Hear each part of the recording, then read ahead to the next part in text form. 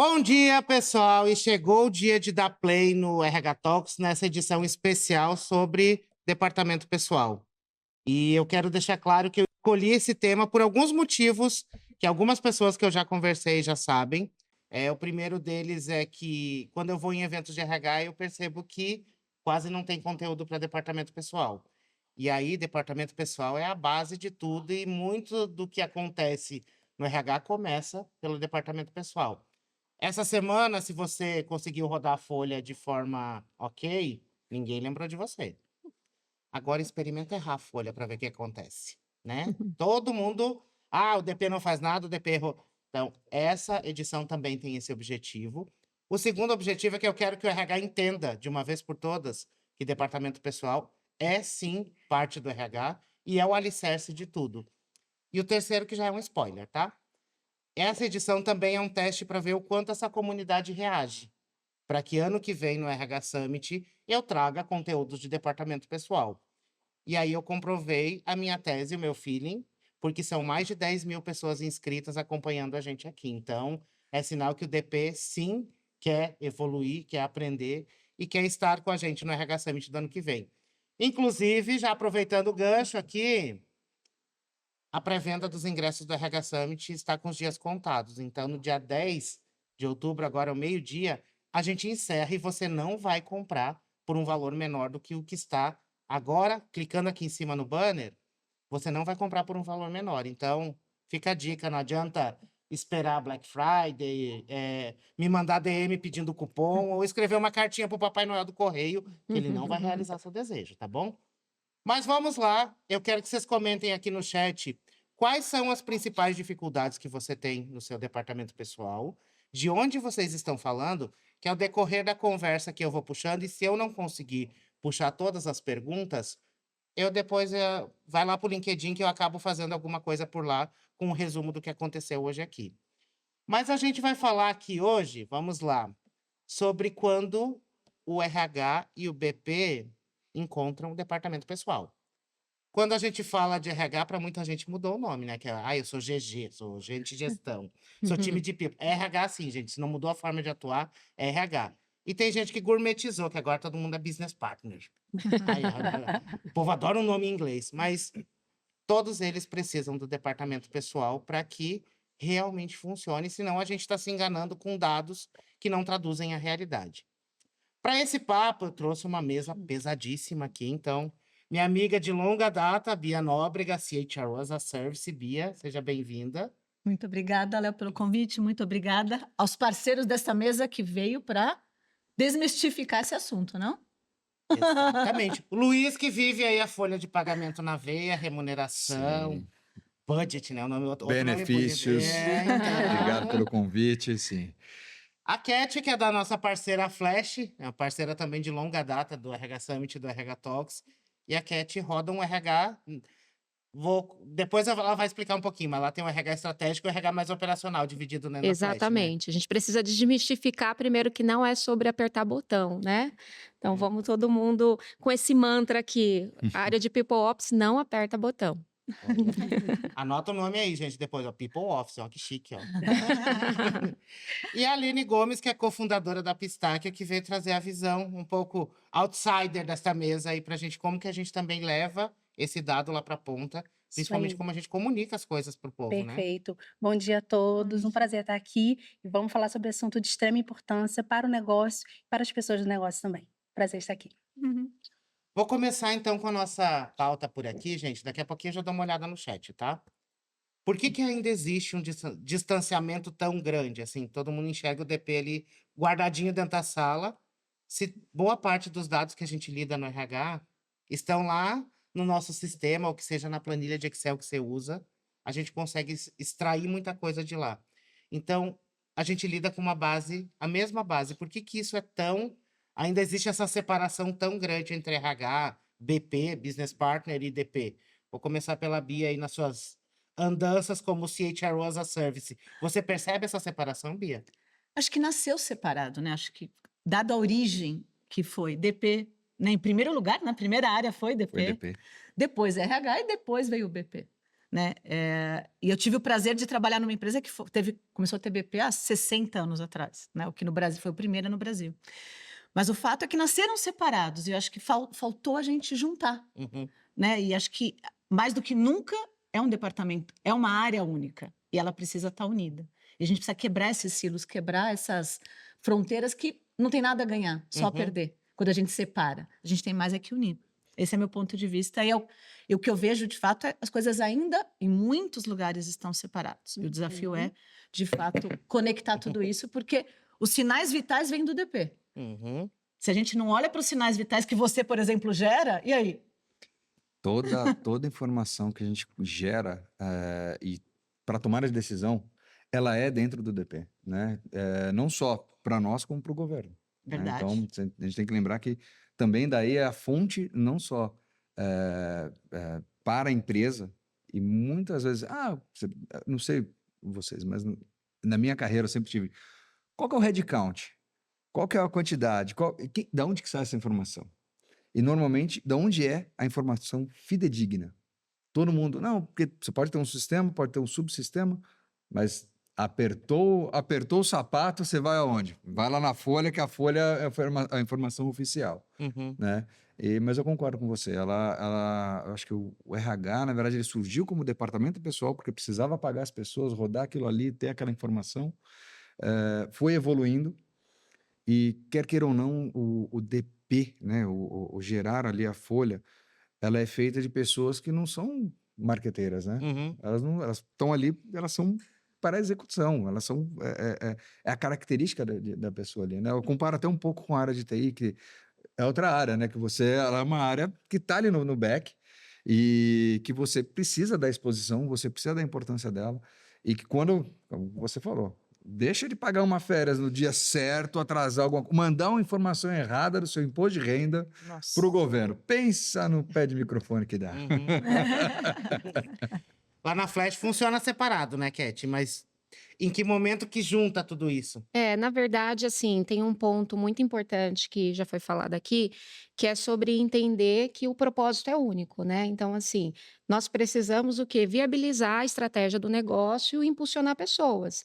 E aí, diante disso, como que eu contribuo dentro da minha realidade, do meu escopo, para que isso aconteça? Então, tem um ponto de entender que o propósito ele deve ser único e ele precisa ser visto frequentemente, né? Mas aí tem um outro lado, pensando em departamento pessoal, em operação, que é a dificuldade da gente conseguir ter esse olhar para a estratégia e para o negócio quando a gente está assoberbado de tarefas, né? Então, tem um dado da ThinkWork que revela que cerca de 17 horas do RH são destinadas a tarefas burocráticas. Então, como que eu consigo olhar para essa parte de estratégia do negócio quando eu estou assoberbado, né? Então, a gente precisa também falar sobre tirar essa sobrecarga e também desburocratizar, né, muitas coisas ali dentro da estrutura de departamento pessoal. E aí, dona Aline, o que a senhora acha aqui? Funciona mesmo separado? E aí a gente tem um adendo aqui, eu vou só furar um pouquinho a pauta, que tem gente que é os dois, né? Quando a gente vai para uma pequena, uma média empresa, não tem RH, EDP, é tudo dentro da mesma pessoa. Na primeira e na última semana do mês você roda a folha e o resto do mês você faz RH, né? Isso aí, Então, isso aí. e como que eu organizo isso, né? Exato. Na minha jornada profissional, eu acabei implementando RH do zero, né? Eu sempre tive essa chamada, hoje eu entendo o motivo, mas no passado era sempre ter uma oportunidade para montar RH do zero. E era exatamente assim, a gente entrava, tinha um departamento pessoal, e aí eu entrava para poder começar o RH quando a empresa estava crescendo, ganhando uma consciência, saindo de média para grande, normalmente era quando eu entrava. E o que eu percebo hoje é que é realmente uma evolução. Durante algum tempo, até mesmo na história, né, a gente teve ali o departamento pessoal e depois apareceu o RH como estratégico, como o ponto central de pessoas no negócio, mas agora a gente está chegando num novo nível de consciência, que eu acredito que é o amadurecimento da nossa área, que é entender que nós somos parte do todo. Né? E a gente precisa realmente se unir para as coisas acontecerem, porque de nada adianta você fazer um trabalho estratégico maravilhoso dentro da área de gestão de pessoas, mas a área de departamento pessoal está com pequenas entregas que às vezes impactam diretamente na percepção do colaborador. E aí a gente acaba não tendo o resultado que a gente quer. Então, acho que a visão nossa de consciência é que a gente precisa, sim, dessa parceria para o resultado acontecer. Sim. Sem dúvida. E só para complementar uma coisa, o ciclo de vida do colaborador dentro da empresa começa e termina no DP, Sim. né? Então, a primeira área, é aquela parte bem burocrática que você traz, Sim. né? De colher documentações e tudo mais, começa e no final, quando a última pessoa com quem que a pessoa fala, Uhum. se ela está aposentando, né? Ou está se desligando de alguma forma, Perfeito. é com o departamento E a gente pessoal. sabe da importância da experiência no início da jornada de uma pessoa para que ela permaneça na empresa, para que a Uhum. gente mantenha aquela pessoa naquele Exatamente. local. Então, esse contato com o departamento pessoal é extremamente importante. A gente olhar para ele e olhar para essa experiência Não também. adianta a HRBP ser super simpática, aquela coisa, e o departamento pessoal, na hora de colher documentação, daquela parte burocrática, complicar, não ser fácil. Aí você fala, putz, meu, onde eu tô entrando, né? Você já tem aquela Uhum. impressão de. Tá. Você, é aquela coisa, você te manda um convite bonito, aí quando você vai na porta, a porta é aquela porta velha, maçaneta ruim. Você fala, onde que eu tô, onde eu fui me meter, né? Verdade. Então, é muito Quem é importante. mais antiguinho de mercado vai lembrar que o DP era aquele monte de armário, lembra? E papel. Sim. Papel, sabe? Papel. Você tinha que abrir um chamado, 2 dias para buscar a pasta, porque Sim. era normalmente no porão da empresa que tava aqueles montes de arquivos, a pasta do colaborador para localizar as coisas. Hoje não é muito mais fácil. E aí isso nos ajuda a extrair dados. E aí, Luiz, vou te perguntar quais os dados que o DP gera e que o RH não utiliza e que deveria, como insight ou como insumo, para fazer algumas ações que muitas vezes vou seguir a tendência, mas eu não olhei para dentro de casa o que está acontecendo. Muitas vezes você não. A empresa ela está mais preocupada em relações a custo. Então, tudo que a gente tem hora extra, quer saber. Uhum. Ah, se tem mais gente, menos gente, quer saber. Agora, saber o que é exatamente como eu falei, a última pessoa que saiu, né? Com quem eles falam, normalmente se abrem, Uhum. e essa informação é muito rica, é com a pessoa que está ali, Fazendo- dando baixa. Hoje não tem mais a carteira, mas de alguma forma dando baixa na sua Sim. carteira, né? E essa informação não vem. E dados também da característica da sua população. Demografia, A né? demografia, ela é muito importante. Você saber, eu tô com qual geração que está aqui. Uhum. Esse cuidado, ele existe, não vou falar que ele é zero, mas ele é muito pequeno. E a gente precisa começar a usar isso mais a favor para você saber como é que você comunica com a empresa. Porque se você vai conversar com uma geração X, é uma forma. A forma dele entender, Uhum. absorver, dela, né? Absorver essa informação é muito diferente de uma geração Z. Uhum. Então, esse entendimento e essa informação que está no departamento pessoal, eu vejo que ela é muito pouco utilizada e de maneira estratégica. E aí, Cat, o que você tem feito lá? Quais os dados que você alimenta a estrutura da empresa como um todo? O People Office, né? Como você traz a informação para o teu board ou para a liderança ou próprio RH? Eu concordo também com o Luiz, né, essa questão dos dados demográficos, e aí conectar essas informações, porque é isso quando você pensa ali no indicador de turnover, né, não é só sobre o motivador da saída da pessoa, que muitas vezes a gente consegue coletar ali na entrevista de desligamento, E pode ser mas fake. exatamente, pode ser fake, mas aí quando você conecta, é isso, da onde que essa pessoa vem, né? Qual que é a faixa etária dela, quanto tempo ela está conosco, qual foi o último reconhecimento. Então, fazer o cruzamento dessas informações. Tem um outro indicador também que é muito importante, que é o de absenteísmo, e muitas vezes não é tão utilizado, porque a área de departamento pessoal é quem faz ali normalmente a gestão do ponto, tem o controle da jornada, mas esses dados eles são mais utilizados para fins financeiros. Então, né, no final do dia, o impacto numa hora extra, num fechamento de banco de horas, mas e sobre os afastamentos, né? E tem alguma correlação com ali o clima da área, né? Tem alguma conexão com a pesquisa ali de engajamento, com a avaliação do próprio colaborador? E aí a gente tem também mais um desafio com tudo isso, porque parece ser muito bonita essa história, Uhum. né? Então vamos sair todo mundo e juntando os dados, mas como fazer isso? Se no final do dia a gente tem muitas vezes dados fragmentados. Sim. Então, você tem ali dentro da folha de pagamento algumas informações, mas tem outras informações que não estarão lá. Né? E como A você jornada consegue completa, conectar? né? Exatamente isso, né? Então, assim, ao mesmo tempo que você não quer gerar essa sobrecarga no departamento pessoal, como você consegue utilizar esses dados conectados com outras informações de business partner, enfim, de DHO, e ter mais assertividade nessa informação, né? Então, Uhum. no final do dia, é essa conexão.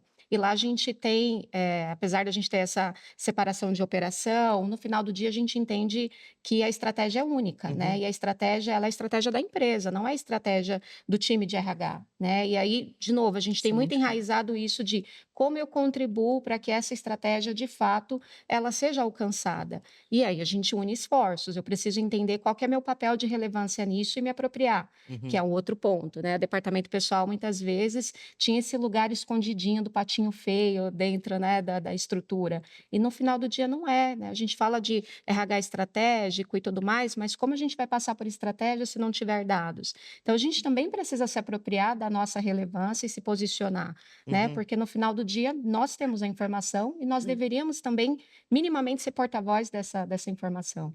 Perfeito. E aí, tem uma parte muito importante do ser estratégico, que é como eu comunico isso pra galera, né? Sim. Sim. Não adianta eu ter a informação e eu não saber ler a informação ou não saber comunicar pra frente. Sim. Então, eu só mando, Aline, peraí, o absenteísmo tá em 30%.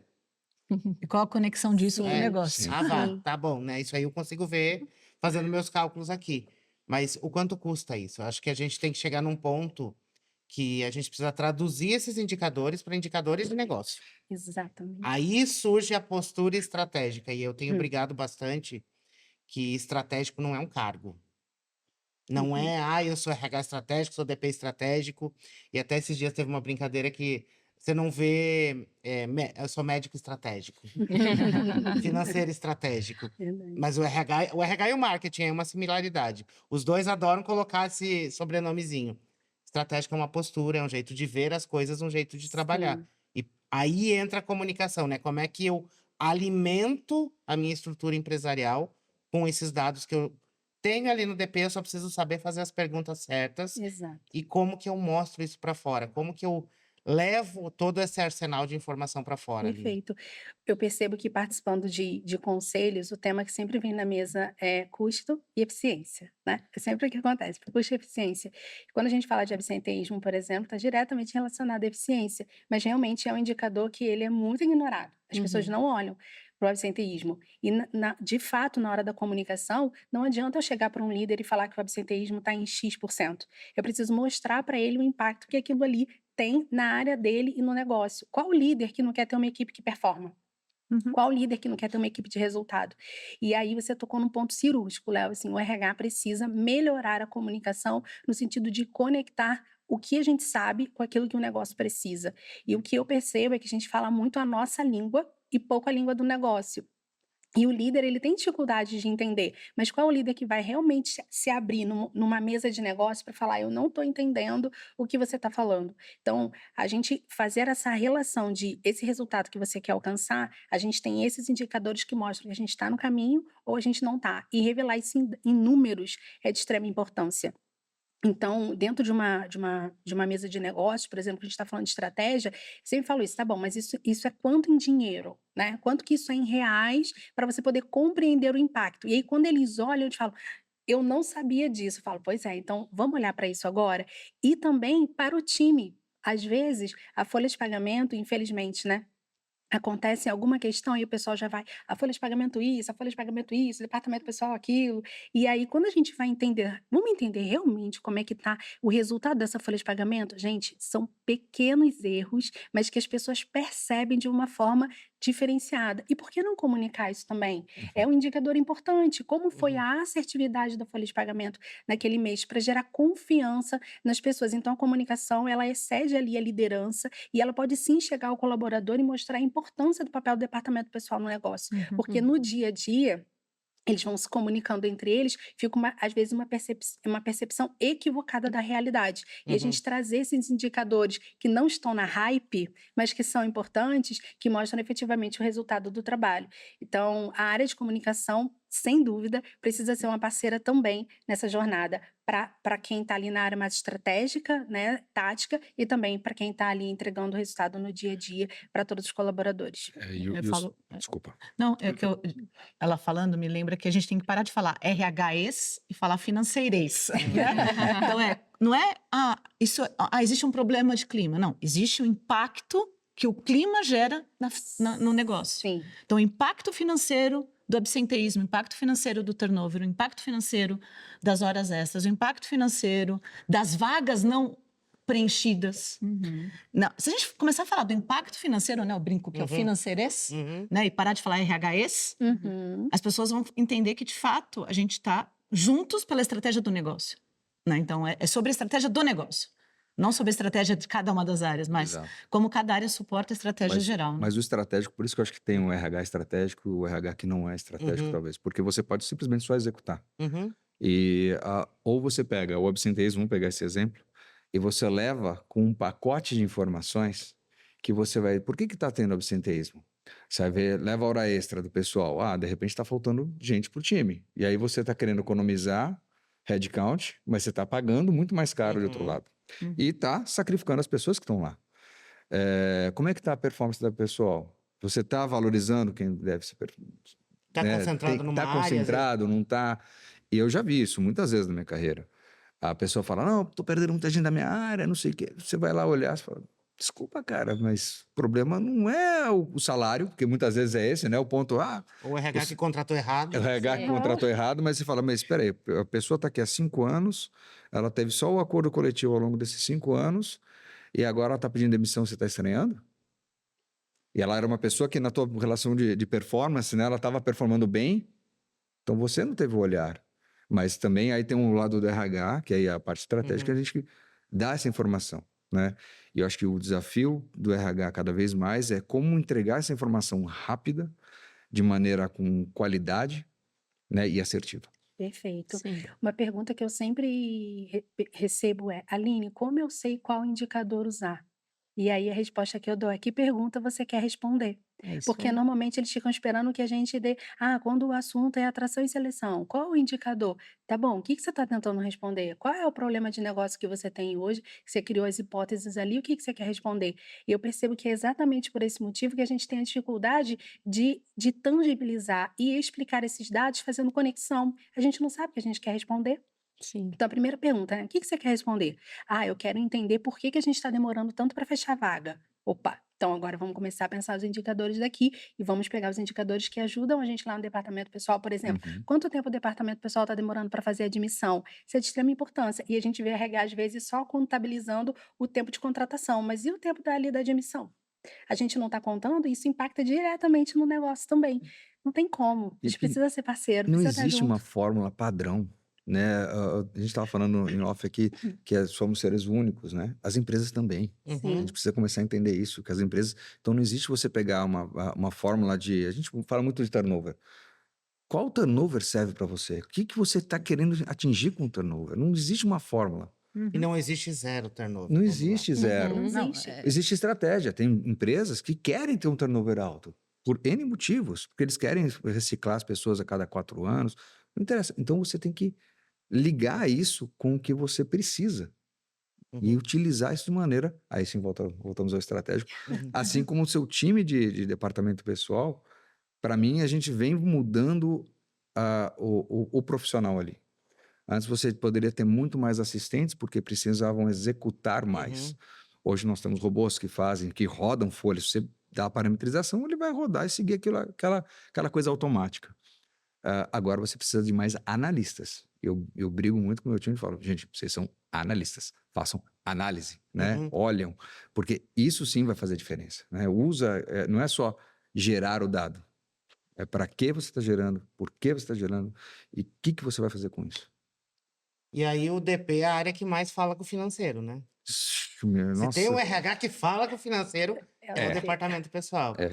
E aí, Bia, nas suas andanças, aí, a Bia também mentora muito o CFO, né, Muito Bia? CFO, é. Como é que era trazer esse cara um pouquinho pro nosso lado? Porque, gente, vamos lá. Financeiro e RH meio que ficam ali no...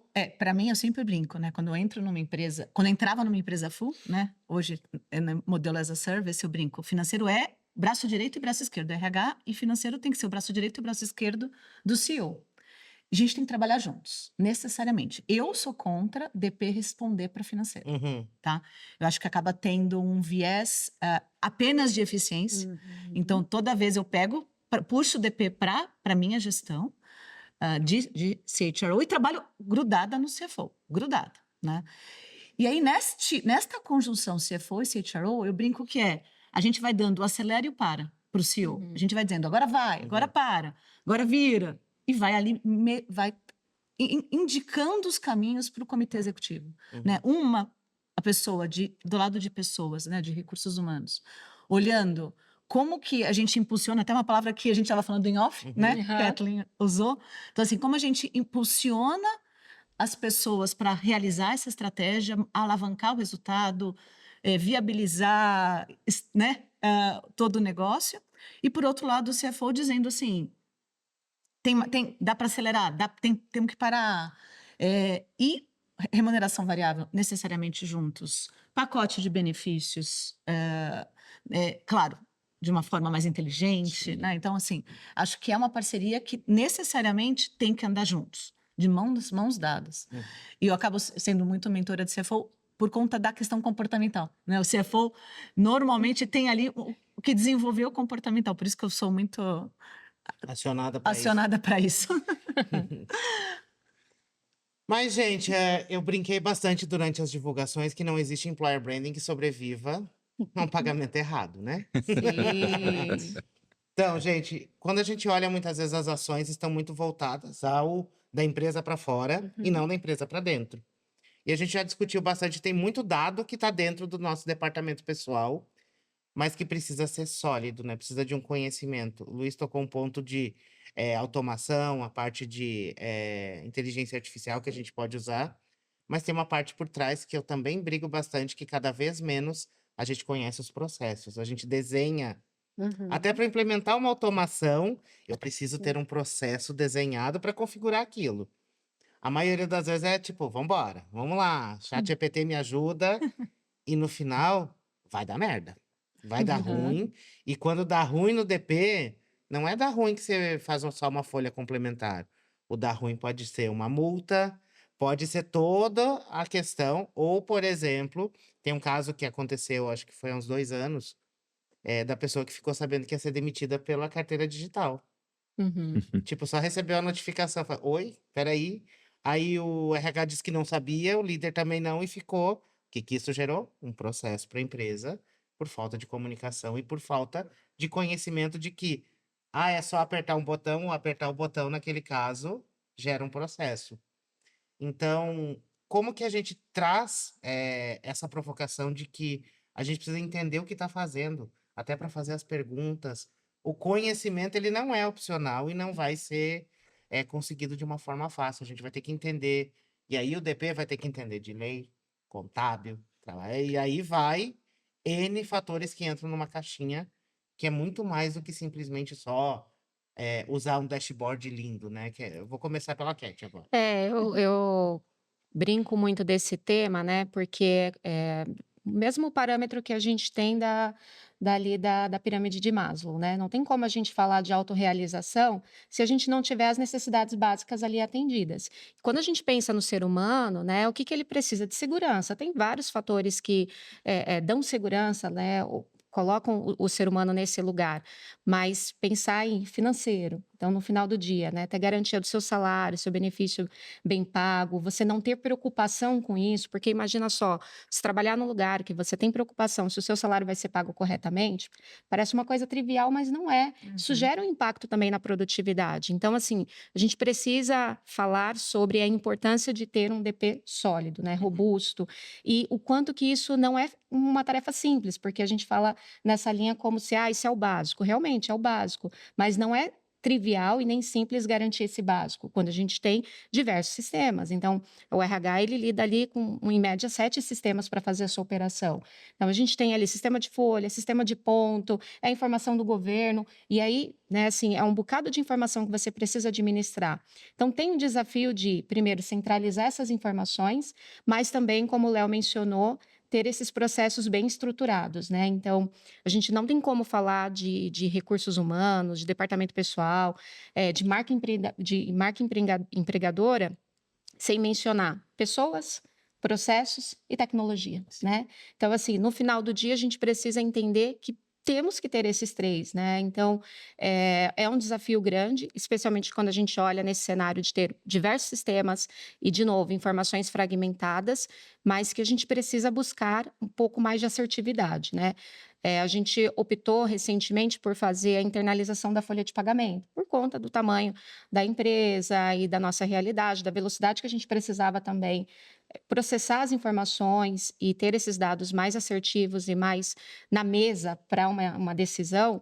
E isso gerou para a gente também uma eficiência muito grande, mas a gente precisou escolher com calma, né? Então, uma tecnologia que de fato nos atendesse, que tivesse possibilidade de integração, porque no final do dia é isso, né? A gente precisa também buscar tecnologias que se integrem para que a gente tenha mais eficiência e menos risco, porque é isso, se a gente errar uma informação, o impacto disso é muito grande. Eu falei até essa semana sobre isso, que parece um cenário um pouco injusto, mas muitas vezes, especialmente a área de departamento pessoal, ela é mais vista pela quantidade de erros do que pela quantidade de acertos, porque é uma área que a operação errada tem um impacto muito grande. Uhum. Então, como que eu faço para minimizar e para me antecipar a esses erros e a esses riscos, buscando processos eficientes, uma tecnologia adequada e atrelando tudo isso à linguagem de pessoas, porque no final do dia voltamos para o que a gente conversou sobre, né, impulsionar as pessoas para alavancar a estratégia do negócio, né? Então, ter esse olhar bem direcionado também garante com que a gente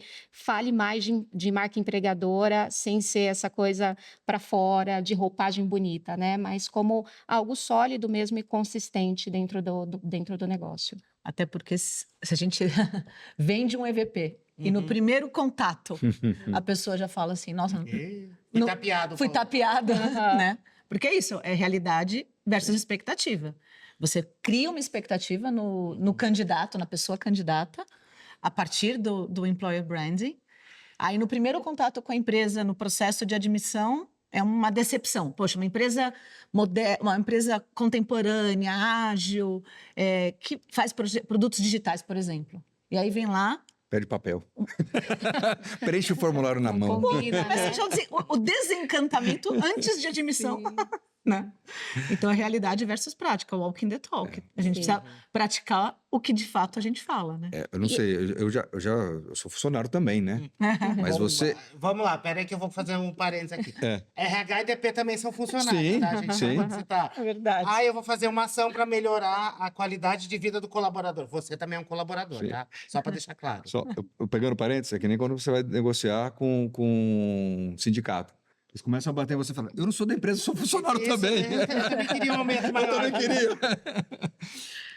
Ixi, perdi minha linha aqui do meu raciocínio. Mas você começou que você Ah, também é lembrei. colaborador. Porque quando você entra, eu já recebi isso dessa forma. De você não ter que preencher seu nome, já vem preenchido, você fala, nossa, que aleluia. Que nem quando você liga num call center, te pedem o CPF, a máquina, Transfere e aí pra outra para a pessoa pede, quanto é o CPF? Você fala, caramba, velho. novo. De novo. É a mesma coisa da empresa. Né? Se você, é uma atenção e um abraço. Quando você recebe a coisa, que você já mandou uma informação e ela vem ali, muda. Preenchido. Muda, não muda. Você fala, nossa, eu só preciso dar o xizinho aqui e assinar. Olha que maravilha. É diferente a experiência, né? E aí, isso também, gente, já começa até pelo processo de recrutamento e seleção. Uhum. Será que os dados que você já está pedindo já estão integrados com o processo de admissão para quando a pessoa já receber preenchido, tipo, só confere para mim, por favor, se está certo, se está ok? Pronto, é muito mais do que...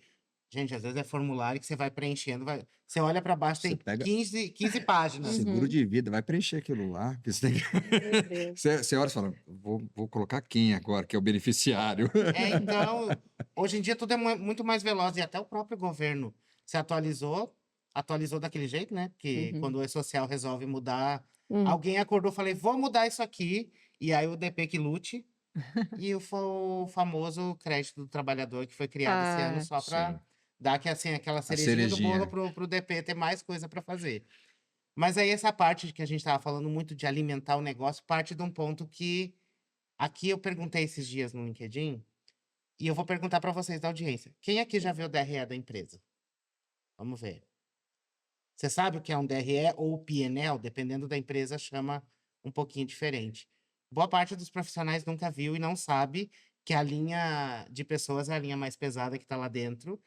e que nós do departamento pessoal deveríamos ser os guardiões dessa linha, né? Porque quando estourou o custo de gente, o que o CFO faz, Bia? Corta, né? Não, já liga para você e fala, então, precisamos cortar X%. Você fala, opa, Peraí, peraí, como assim? onde eu perdi a história? Então, é isso. A gente precisa criar, às vezes, algum mecanismo que, durante o mês, tá próximo de estourar. Peraí que eu já vou sinalizar, diminui hora extra, peraí que tá acontecendo isso. Várias coisas eu consigo olhar se eu tiver isso como uma meta. E é uma meta que está ligada à meta do negócio. E aí, falando em meta, né, acho que a gente começou falando por que as 3 áreas, né, por que o RH, o DP e o BP aparentemente estão mais separados, né, por causa da origem, e que a gente precisa unir tudo isso. E a melhor forma de unir tudo isso é que as metas Uhum. sejam cross. Sim. Então, se existe uma meta, por exemplo, meta de folha, de acordo com o orçamento, é básico, né? Tem que, a folha tem que... Para mim, você pagar no dia não é meta, é obrigação. É obrigação. Mas assim, Bem. e mais do que isso, né? A gente tem uma folha de acordo com o orçamento que a gente desenhou, né? Sim. E aí, muitas vezes, não é o headcount que a gente estava falando, né? Por exemplo, horas extras. Uhum. Se você tem na linha de horas extras, está desviando. Será que essa linha, dentro do orçamento geral, não se paga se a gente alterar para folha? Se alterar para salário? Exato. Né? Então, acho que a gente tem que ir juntos. E aí, necessariamente, Léo, claro, na empresa pequena é o que você falou. Tem empresas que eu sou o RH todo, né? Equipe de RH. eu sou o RH do equipe, né? estratégico, né? Tô lá com os sócios discutindo partnership, remuneração variável, estratégia do negócio e sou operacional. Uhum. Porque, no caso dessa empresa especificamente, Faria Lima, Multifamily Office, eu não delego para ninguém a avaliação. Uhum. Eu mesma vou lá e ponho no sistema, eu mesma vou lá e tiro do sistema, dada a sensibilidade da avaliação naquela empresa, naquele negócio. Mas o fato é, nas maiores empresas, na qual eu tinha, normalmente, times de BPs, quando eu não era número 1, eu tinha time de BPs ou time de DH, eu nunca tive... Só quando eu fui número 1 que eu tive DP, tá? Uhum. E, gente, onde está a câmera que eu posso olhar? Aqui? Pode ser aqui. Vou confessar, primeira vez que eu fui CHRO, eu falei, ferrou, vou ter DP. Por quê? Porque o meu medo maior era DP. Tem área mais crítica do que o DP? Não. E eu não sabia, eu nunca tinha feito uma folha de pagamento. E eu sou muito agitada, né, Uhum. Léo? Imagina se eu ponho o dedo na folha. O pessoal morria de medo, tipo assim, bem longe da Bia folha, bem longe. Vai ter 0 a mais Tira ou ela 0 a daqui, menos. tira Tira ela ela daqui, tira ela daqui, não deixa eu chegar perto. E aí, de fato, no primeiro ano meu como CHRO, eu me amparei de pessoas especialistas, de externas, Uhum. junto comigo. Porque eu falei, eu não vou, isso aqui não é brincadeira. É a área mais crítica, é o que você falou. E naquela organização que eu fui CHRO pela primeira vez, era 70%. Porque era uma empresa de pessoas, era uma empresa de tecnologia baseada em pessoas, baseada em conhecimento humano, que desenvolvia tecnologia. Eita. Então, 70%. O meu maior desafio era garantir a perenidade da organização e o meu princípio via folha de pagamento, Uhum. via benefícios, via uma área de recursos humanos inteligente. Agora, quando em situações anteriores, em grandes corporações, em que eu era responsável ou por DH, ou pelas BPs, ou por ambos, necessariamente, uma BP vai começar uma nova área. Eu falava, antes de qualquer coisa, antes de você dar a cara, aparecer na porta, vai lá na folha, pega todos os dados e se debruça. Você vai entender como a estrutura está montada, você vai entender os custos, você vai entender horas extras, absenteísmo, presenteísmo, quem entra, quem sai, qual é o perfil de quem entra, quem sai, quais são as gerações. Eu tenho um estudo de gerações, o meu primeiro estudo de gerações foi em 1998. Morro de orgulho, eu tenho lá guardadinho, um Excelzinho por gerações. Então, assim, como são as gerações, como elas estão presentes em cada nível da organização, que perfil entra, que perfil sai.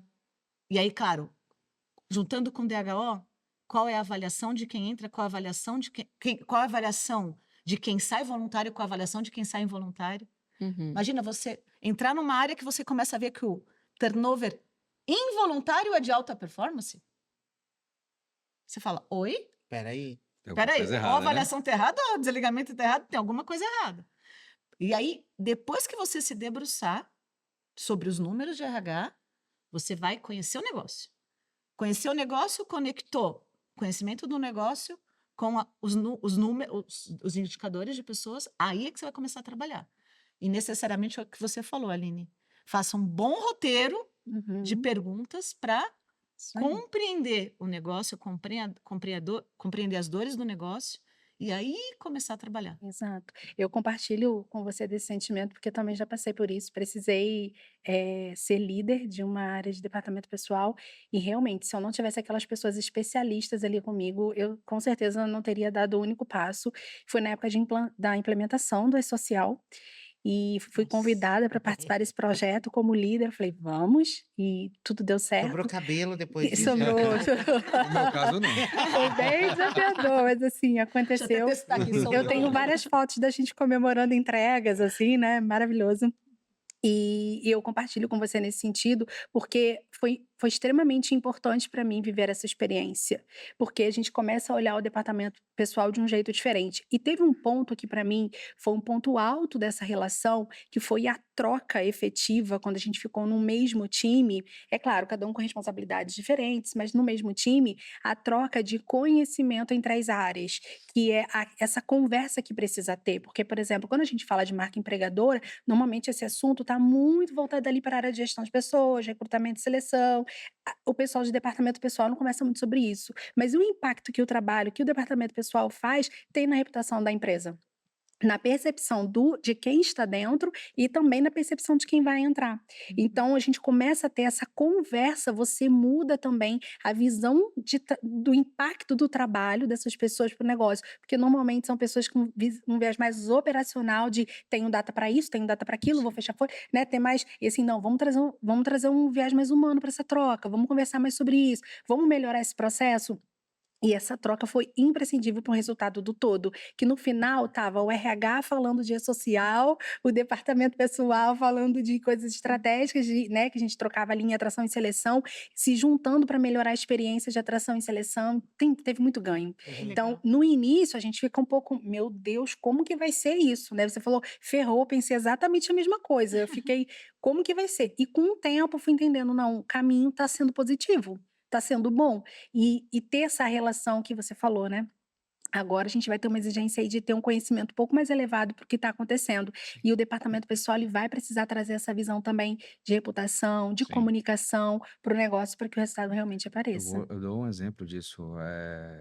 Uma coisa que é tão deixada de lado quanto às vezes o departamento pessoal, uma coisa chamada CBO. Erra o CBO, você vai ver o cálculo de aprendiz que inclusive muda, às vezes, esse Quando alguém cálculo. acorda, vozes da cabeça vão mudar hoje. Se eu não me engano, faz uns 2 anos que me tiveram um momento desses. E aí você não atualiza, não deixa aquilo ali direito, que já não é uma Não é beleza, simples, né? E você erra e deixa nos seus cargos errado. E quem que tá colocando ali dentro? É o departamento pessoal. Se a pessoa não achou o número 321, coloca o 322 aqui, é parecido, coloca lá, tá né? perto. Olha o problema que dá. Eu falo, o departamento pessoal é o termômetro para uma empresa. Porque só sabendo se a temperatura está baixa, acima, não sei o quê, vinculado com a pressão, você vai saber que remédio tem que dar para a pessoa. Por isso que eu falei de sinais vitais. São sinais vitais. Porque além do termômetro, tem outros sinais Concordo. vitais que a gente mede no DP. Concordo. E você falando me lembrou que, assim, na primeira empresa que eu entrei como as a service há 2 anos atrás, o briefing foi, cara, é estratégico. Vamos falar de avaliação, remuneração, partnership. E eu fui, olha, não precisa nem olhar para a folha. Falei, tá bom, ótimo, vamos embora. E fui. Isso era novembro. Aí a gente vai colocar aquele meme do Bob Esponja aqui. 2 horas depois. O pior que não foi 2 horas. Isso era novembro, foi em julho, acho que julho, agosto do ano seguinte, que eu resolvi fazer um ENPS. Quando eu vi o resultado, eu e os comitê executivo, a gente quase morreu. Quase tentou se matar. Por quê? CBOs todos errados. Nossa. E a consequência nas pessoas, porque assim, eram coisas muito absurdas, o CBO, questões de benefício, porque alguém algum dia resolveu fazer uns descontos desnecessários, né? Então, assim, coisas tão básicas que você fala assim, realmente, digamos assim, o financeiro tomou decisão com base financeira, Eventualmente as pessoas não chegaram as reclamações em nenhum momento, chegaram onde devia chegar. Aí, Nada foi aí você já feito. vê a cultura, porque se você não pode. Não, mas aí depois disso, aí a gente fez uma reviravolta geral e Mas a empresa literalmente a empresa a hoje é caixa de outra. Pandora foi aberta do CBO no momento Nossa! da CTPF, do CTPS digital. Que as pessoas começaram a ler títulos de isso, cargo que foi. não tinha nada a ver. Era Cargos- aquele momento foi... pum. cargos que não tinham nada a ver. E o impacto disso, gente, parece pequeno, mas não é. É extremamente importante. É porque a Receita Federal ela parte do princípio que você errou porque Porque você quis. de má fé, ou de má fé, não que É. você confundiu alguma. Então, toma multa, né? Então, vou puxar uma pergunta da audiência, gente, que é a da Fernanda Nobre. Como calcular o impacto financeiro de um absenteísmo e o turnover, por exemplo, no resultado do negócio? Como que a gente tangibiliza isso para dinheiro? Vamos ver quem. Eu posso trazer uma experiência do dia a dia, porque como eu não atuo com departamento pessoal, vocês me ajudem aí. Como é que eu costumo ver que o pessoal do departamento pessoal faz? Eles pegam aquele percentual, transformam em horas e horas em dinheiro. Normalmente é esse o caminho que eles usam. Uhum. Tô certa? É isso aí. Sim. Eles pegam o percentual do absenteísmo, transformam em hora, quanto que aquilo ali equivale em horas no negócio, aí tem que saber quantas horas tem disponível naquela empresa, né? Você tem que saber o total. E depois você transforma isso em dinheiro. Aí você consegue dizer o quanto que a empresa perdeu naquele mês por não ter pessoas produzindo naquele período. Esse é o cálculo mais simples. Mais É. simples. Se você está bem conectado ao negócio, você consegue gerar quanto você, no caso de uma empresa que produz, quanto você deixou de produzir. produzir, E aí exato. você vai ajustando cada vez mais o indicador. E Isso aí. tem a hora extra, que eu acho que foi a outra parte da pergunta, é também o porquê que aconteceu aquela hora extra. Porque você tem um custo. Você não estava prevendo, você pega um salário médio ou de quanto que a gente teve que pagar, beleza, você vai saber o impacto financeiro direto. Agora, você olhar que aquilo ali foi gerado porque alguém não fez algo, né, ou esqueceu um relatório atrás, ou o que quer que seja, e gerou aquela hora extra, aí você vai ter que trabalhar um pouco mais a fundo. E tem uma coisa, Léo, Custo é maior. tem uma coisa que eu adorava fazer quando eu pegava uma área nova. Falava para a BP, falava, não esquece do estudo de horas extras. Pega lá os campeões de horas extras. Uhum. Vai lá, pega o histórico, os campeões de horas extras. Normalmente, os campeões de horas extras em serviço, né? Agora, como as a service, eu comecei a trabalhar em indústria. Eu nunca tinha trabalhado em indústria antes. E a minha carreira, majoritariamente, é mercado financeiro, que, inclusive, poucas pessoas acabam tendo horas extras, dependendo das áreas que você está. Porque são poucos níveis de analista, né? Mas eu pegava os campeões de horas extras e a gente fazia isso, historicamente, analisando versus o salário. E você vê que às vezes acontece de serem as mesmas pessoas por muito tempo. Ou seja, são pessoas que, na verdade, elas são dependentes das horas extras. Incorporou o salário. Já incorporou o salário. E é isso que você não tira. E o que acontece? Falta gestão normalmente. Quando você faz o mergulho nesses casos, são pessoas que o gestor sequer acompanha essas horas extras. Sequer vê o impacto no seu orçamento. Por isso que é importante as metas, gestão e RHs, né? Vou chamar de RHs, o DP, o BP e o DHO, todos juntos, porque se a gente alinha todas essas metas, orçamentária, é meta orçamentária, né?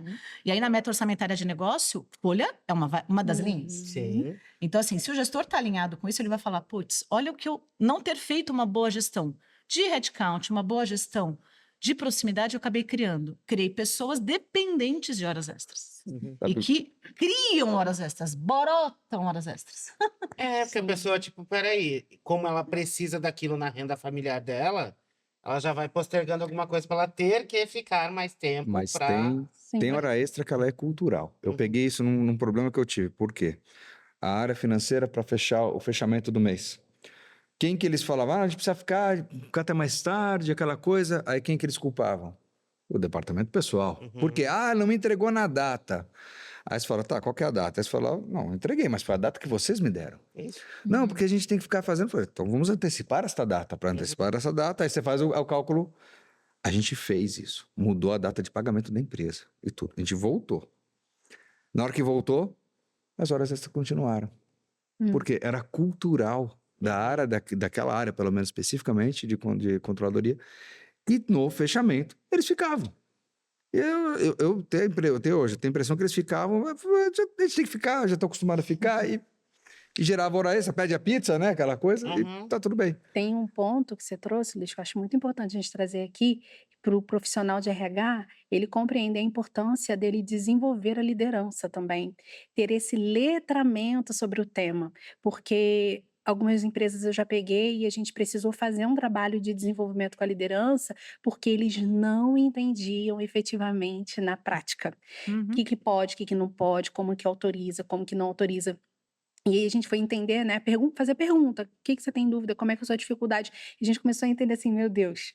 E a gente aqui na expectativa de que eles soubessem tudo, mas quando a gente chegou para ouvir, a gente viu que na verdade não sabia. E nós precisamos fazer um projeto mesmo com eles de letramento sobre o tema, que é como que você pode atuar na liderança, melhorando seus indicadores e tal. E nós fomos aos pouquinhos ensinando. Então, o departamento pessoal parece que não, mas ele tem essa importância, porque às vezes fica meio que, o desenvolvimento de pessoas, né? A área lá de desenvolvimento pessoal, não. O departamento pessoal também precisa ter essa visão de por que que as coisas aqui dentro do DP não estão acontecendo e como que eu posso entender lá na ponta, como que eu vou ajudar, trazendo desenvolvimento para essas pessoas, esse conhecimento. Faz Perfeito. muita diferença. Isso que você falou é clássico. O problema não estava efetivamente na data, estava no conhecimento e na cultura que já estamos acostumados a fazer assim. Exatamente. Aí vem a próxima pergunta: Já por estava que instalado. fazemos assim? Por quê? Exatamente. E também, quem é um pouquinho mais antigo de mercado, vou trazer memórias Eu aqui. não sei do que você está falando. Quem é 30 a mais aqui vai lembrar aqui. Quando falava passa no RH, era para ir naquela filinha no balcão para ser atendido. Na verdade, era passa no DP, tá? Porque era resolver problema de benefício, resolver um monte de coisa arada que as pessoas não entendem. Eu não sei quantas vezes vocês já explicaram sobre férias, 13º.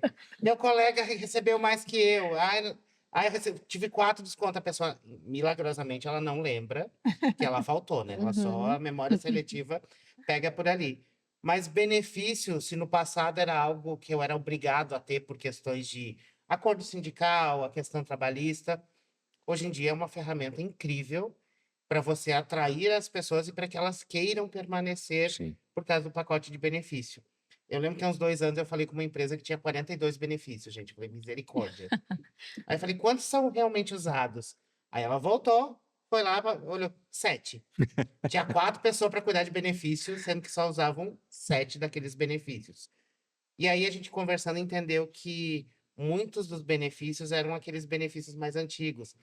Era carro pro diretor, era não sei o quê, previdência privada. E aí ela foi entendendo que hoje a população dela é muito mais geração millennial e geração Z, que não, no momento não se importa tanto com isso. E aí ela foi entendendo, foi adequando, daqueles 42 viraram 10. Olha, Então, otimizou muito isso. Então, o benefício hoje, esse olhar estratégico também, peraí, vou encher de benefício para dizer que tem muito benefício. Será que está sendo usado? Será que faz sentido?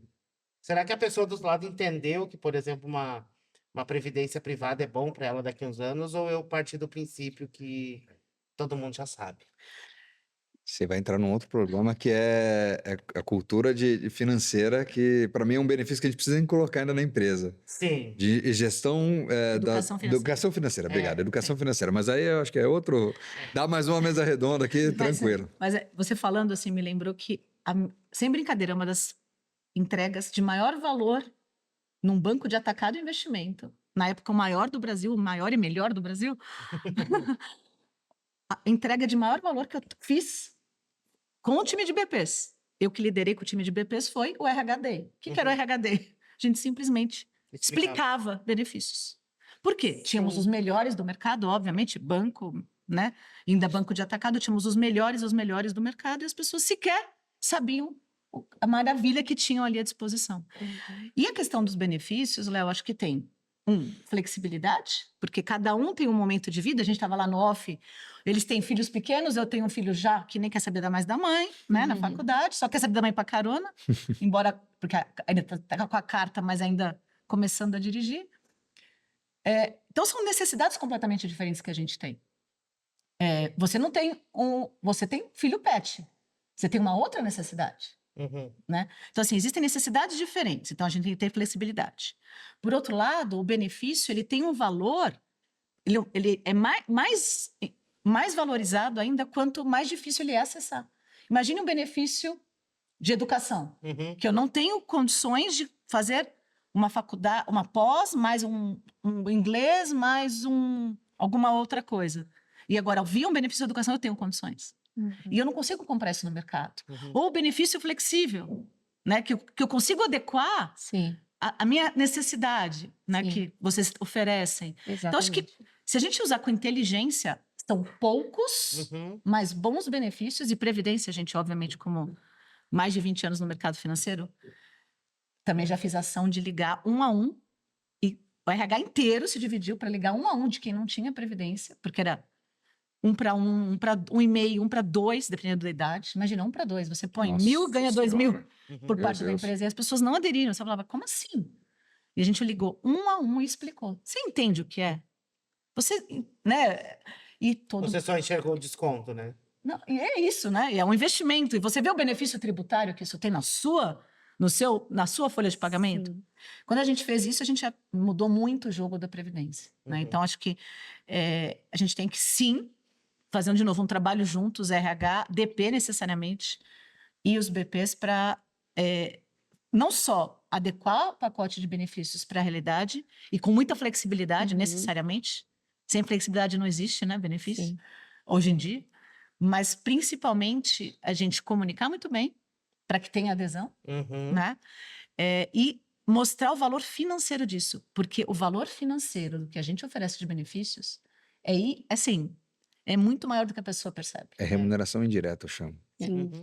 Ô, Nessa questão Total da conta, né? comunicação que você trouxe, porque às vezes eu percebo muito conversando com profissionais de RH, está muito relacionado assim, mas a gente já comunicou várias vezes, a gente já falou várias vezes, e aí a reflexão que eu trago é, você já comunicou várias vezes, falou várias vezes, e ainda assim não houve a compreensão, o que está faltando na gente para melhorar essa compreensão, para melhorar essa comunicação, para fazer a nossa comunicação mais atrativa. Pode ser essa resposta do 1 a 1. Trabalhei com RH há muitos anos dentro de empresa, né? Hoje a gente está com consultoria, mas no passado não tinha essa tecnologia de WhatsApp e tudo mais, a gente fazia um RH itinerante, eu ia em todas as unidades do negócio para conversar com as pessoas. Vamos conversar? Qual é a dúvida? O que está faltando? Por que você não tem esse benefício?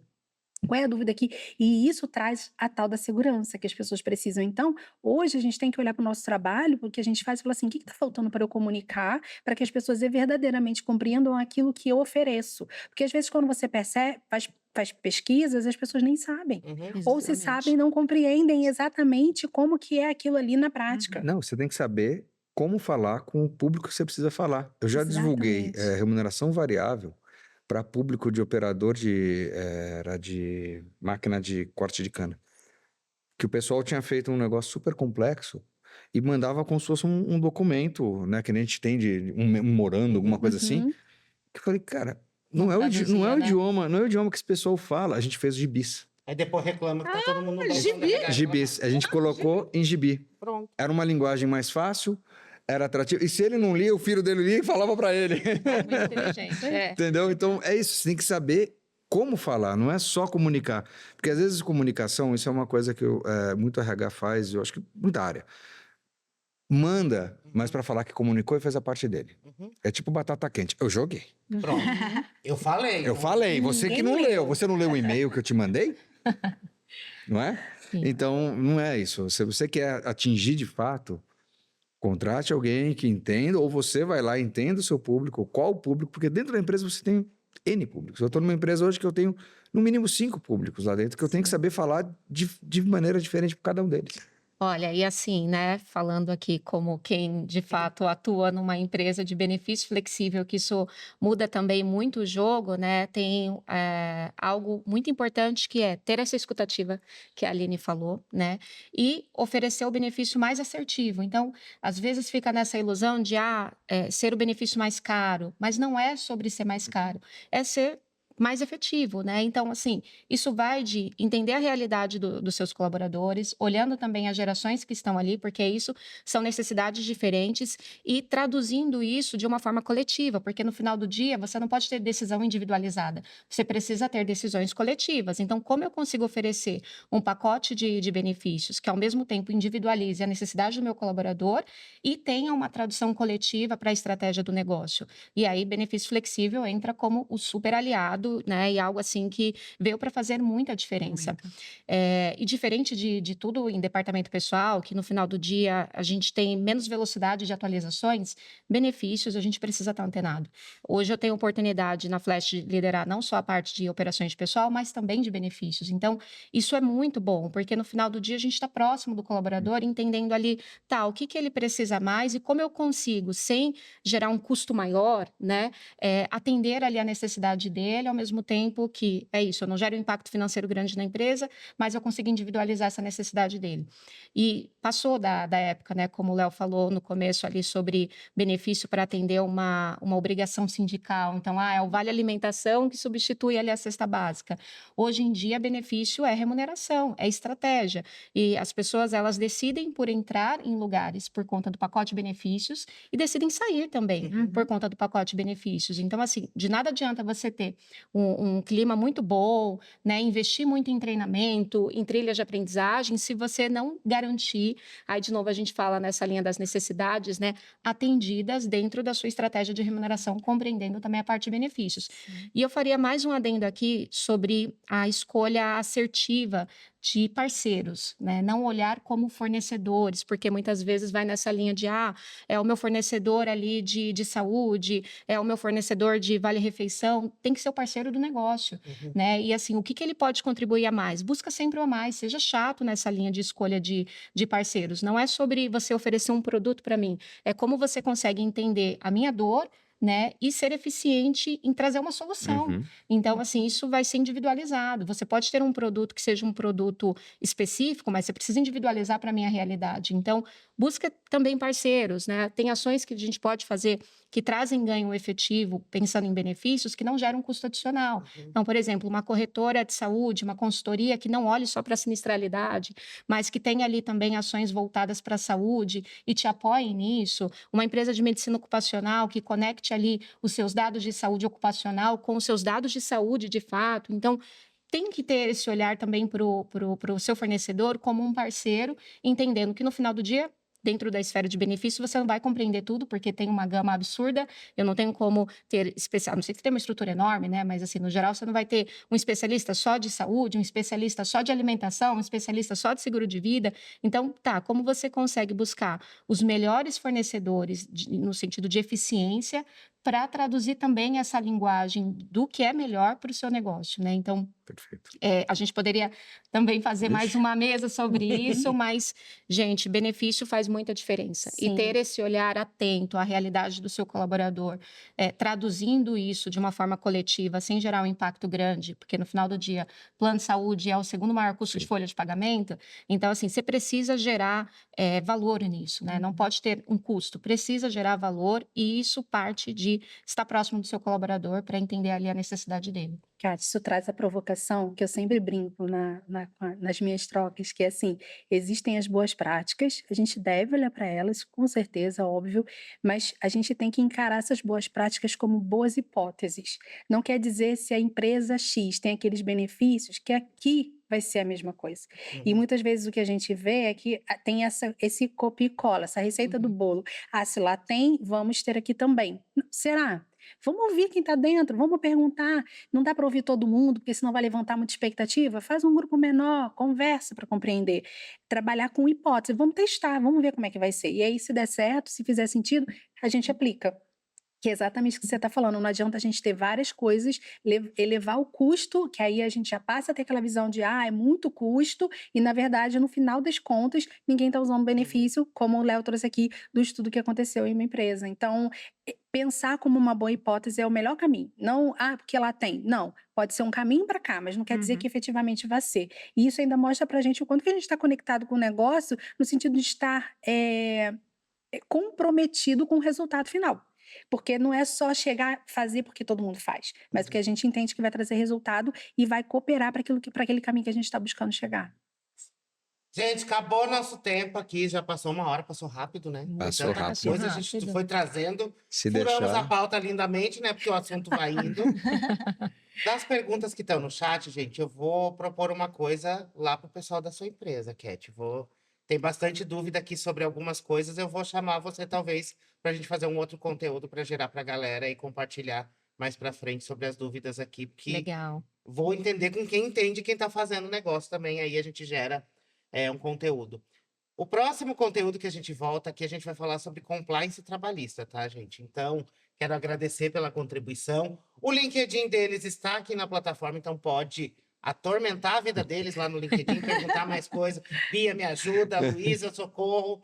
Manda para eles que a conversa começou aqui. Ela continua nas redes sociais, é só você fazer aquele bom networking. Obrigado, Perfeito. pessoal. Obrigada. Obrigado. Obrigada. Obrigado. Gente, Obrigada, a gente Ótimo, volta já gente. já com mais um conteúdo aqui do RH Talks. E o próximo conteúdo é gravado, tá bom? Só para ser transparente com vocês também. Até já.